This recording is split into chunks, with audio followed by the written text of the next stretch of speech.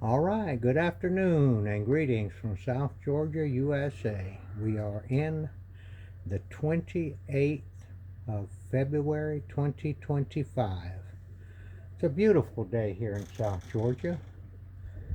We are just received a warning here that we are under a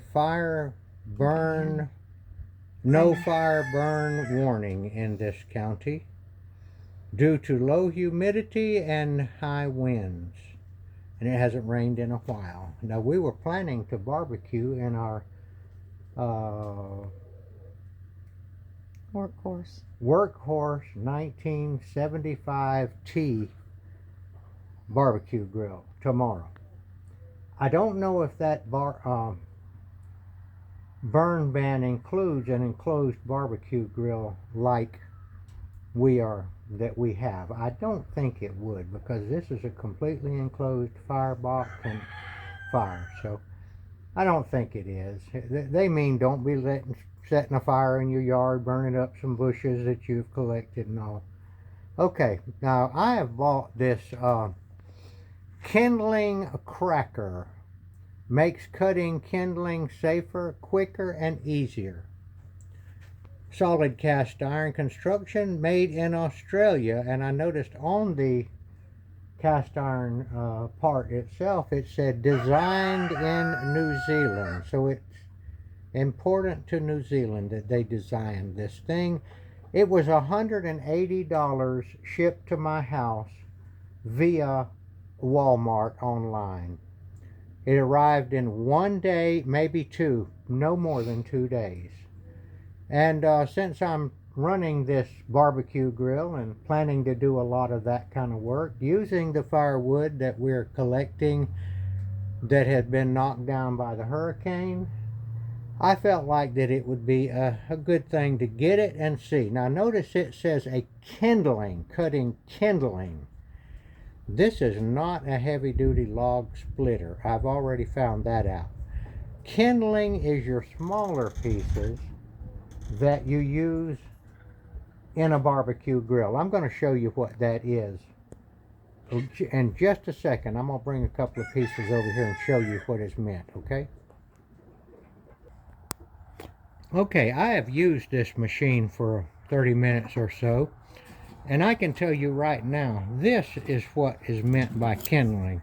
This is an ideal size to put in the barbecue grill to control your fire. Certainly no bigger than this. Now you might, if you're being lazy and only if you don't have it, put a bigger chunk in there. But you can put one chunk in like this, in this offset grill, and control your fire and bring it back up to 250 or whatever you want.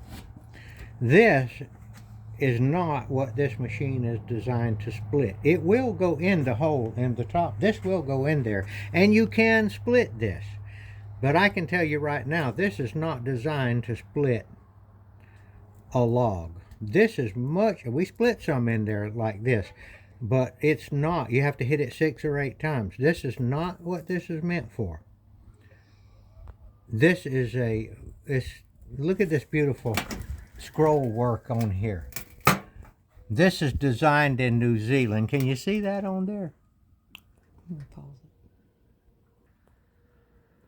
Okay, see that? Isn't that beautiful right there? This looks like New Zealand type stuff, native kind of drawings from New Zealand.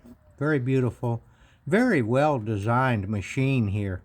And the picture on the box shows them splitting a piece of kind of a board looking piece. But this piece right here, now we're going to have to fix our camera smaller. There we go. This kind of piece right here is best split by a maul and then split up in this. Okay, so we're going to show you how to do that. Now, this wood, I think this is cherry, but a lot of that we're getting is what we call water oak around here. And it's a pretty gnarly wood. You see there? That's a kind of a hard to split wood there. And some of it has knots in it. There's a knot right there. So you need a pretty heavy maul to break that up. It's very good firewood. So we're going to do that. We're going to split this with a maul, and then we're going to take the smaller pieces from this, and I'm going to split them on the kindling cracker. H-A, I don't know what H-A means. King, it's called. Let's look at the other side of the button. And I think I told you this is $180. And they're showing a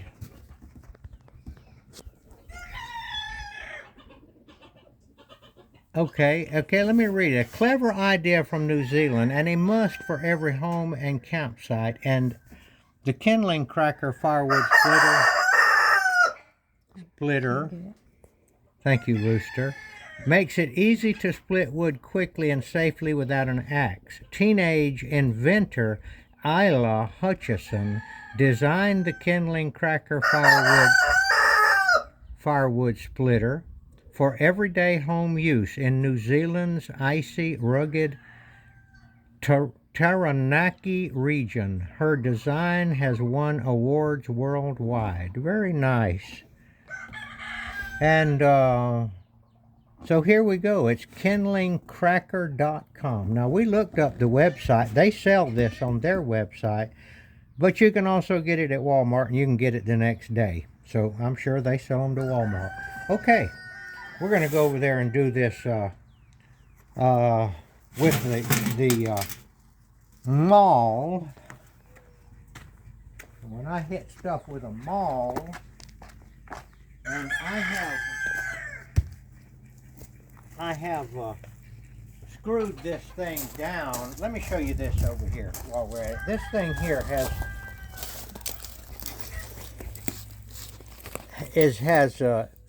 indentations in it here, so you can put some screws, but it's already come kind of loose. But it's still, I don't know. Well, when you screw into the end of a log like this, it's not going to take much to pull it out, because that's the weak place to screw in an end grain. Okay, back to the maul. Now, this maul I've got is probably almost as old as I am. It does have a plastic handle. The inside might be fiberglass, I don't know. It's 8 pound, I can see that. US, it says, and I have no idea other than that. But I've split many a piece of wood with this maul right here.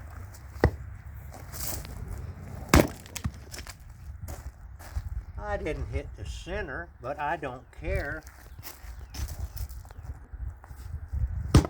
Whoa, now come on, baby. Now we can take this now.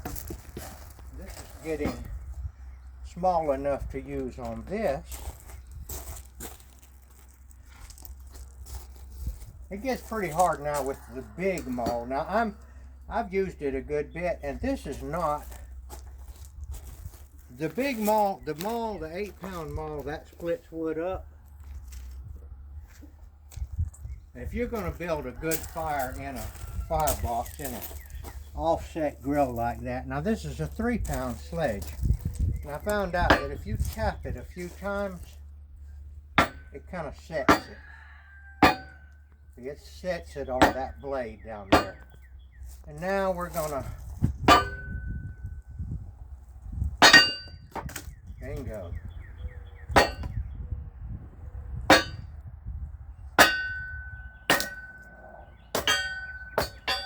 Now, like I said, if you want to have a really proficient and efficient fire, you need to have your wood certainly no bigger than that. And even that, I think, is too big. Another thing about this bigger firewood, it takes a lot longer for it to dry. And of course, you want dry firewood. Now, you might not get everything you want either in this life. You tap it down, that kind of sets it. This one here,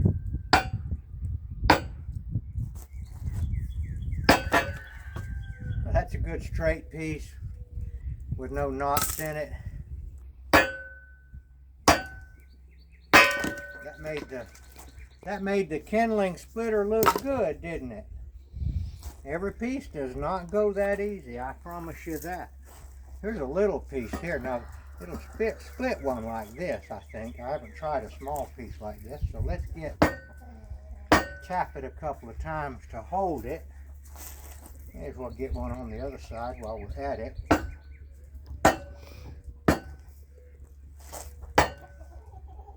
Tap it, gets it seated. Tap it. Boom, this one's gone. That one is defeated. I'll tell you what I would like though. That's a very old hammer right there, Stanley. These tools I bought when I was in my 20s. I would like a handle about that long though. This handle's a little bit short for doing this kind of work right here. All right, so what do I think? Now this one right here, I'm not gonna put that, well I will, I'll do it to demonstrate it. Now you see, this has got limbs on it, okay? It's not a terribly big piece, but look at that right there. That right there is gonna make this one tougher to cut, but we'll go ahead and put it up here on the machine.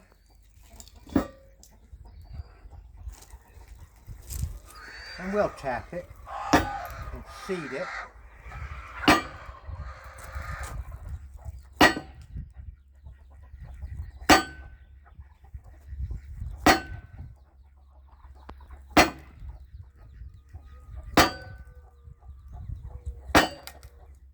I hear it cracking.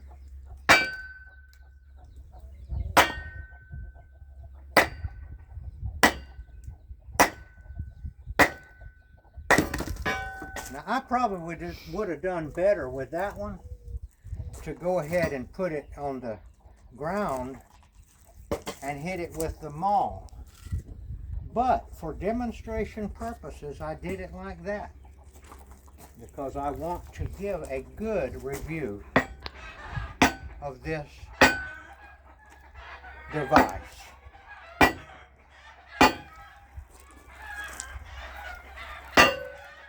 Now this is a tough piece of wood right here.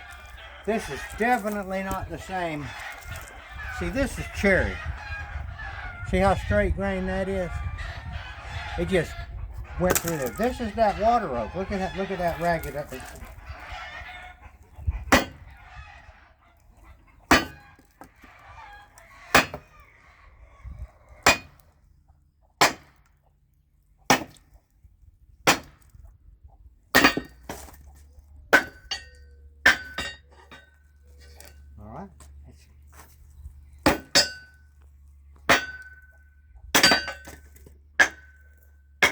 Much harder to split, but it's worth it. It's good wood. That's gonna make some good firewood there. It's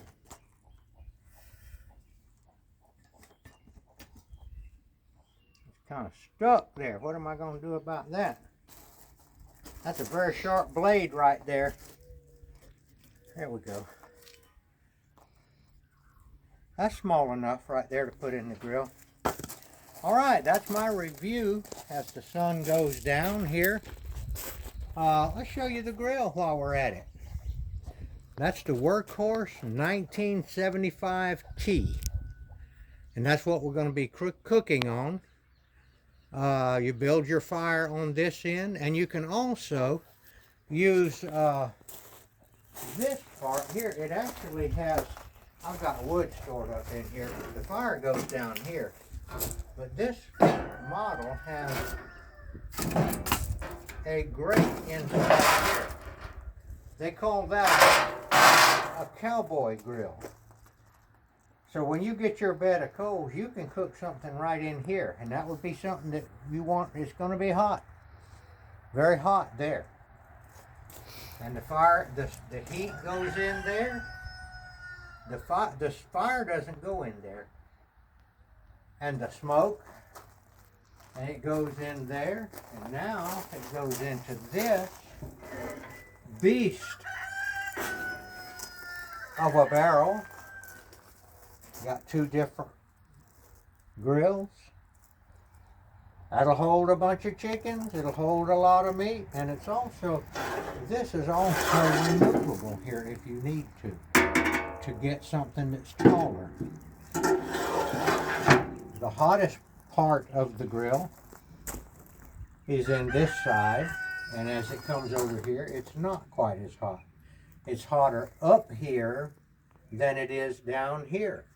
And you will have to learn to use your grill. This thing here has a counterbalance back there. See that? Because without the counterbalance, this is too heavy for some people to lift, people that may have some kind of physical limitations, or maybe for smaller women. And so they put this, you can get this option. Now it doesn't come with that, you have to order it extra. And then that thing, and it's no piece of cake even with that. The smokestack bends down right here if you need it down, and that is for traveling. And it also has smoke control right here. And there is a box up here where you can put whatever you need, supplies and all. Firewood if you're going to carry it somewhere. There's also a hole right here at the end that you can put a probe thermometer through if you've got one of the kinds that sticks actually in the food. And there's one other feature that I think is worth the money extra, and that is the device that cleans your firebox of ashes. And it is in the same shape of your firebox, and you reach in there and pull your ashes out, and it makes it easy to clean it. I got that. This is what is the fully loaded option. There's no, they may have something now that's more than this, but at the time that I bought this, right before the hurricane in 2024, this was everything that they offered.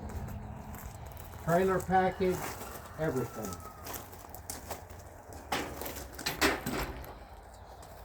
So we're going to be cooking on this. We're not going to be using this firewood right here. I'm going to give you a quiz out there in YouTube land. Why am I not going to use this?